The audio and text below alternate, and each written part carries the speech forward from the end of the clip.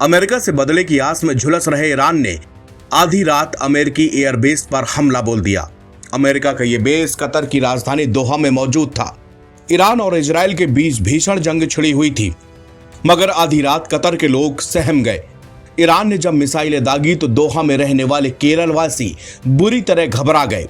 Qatar में सोमवार रात हुए मिसाइल हमले के बारे में केरल के एक प्रवासी ने बताया कि मैंने अपने वर्क प्लेस पर एक बड़ा धमाका सुना जो अमेरिकी एयरबेस के बिल्कुल करीब था।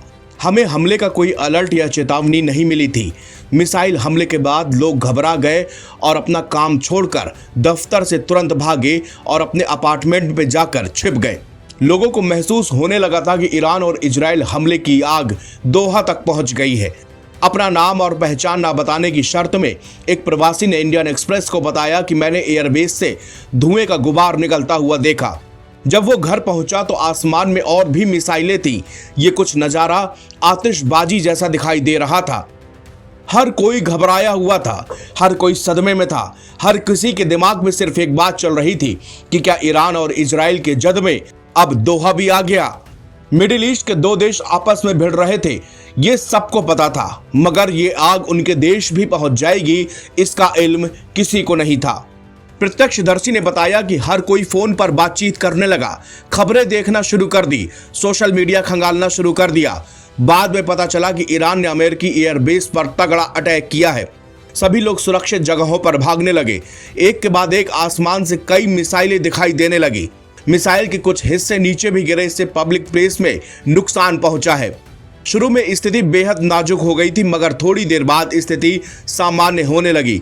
मंगलवार को दोहा में जीवन सामान्य रहा, लेकिन स्कूल फिर भी बंद रहे।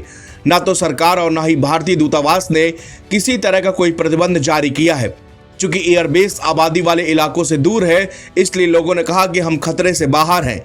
इंडियन एक्सप्रेस की एक रिपोर्ट के मुताबिक केरल के अन्य प्रवासी ने कहा कि हमला 15 मिनट तक चलता रहा। क्योंकि हवाई क्षेत्र पूरी तरह से बंद था, इसलिए हमें एहसास हुआ कि कुछ हो रहा है।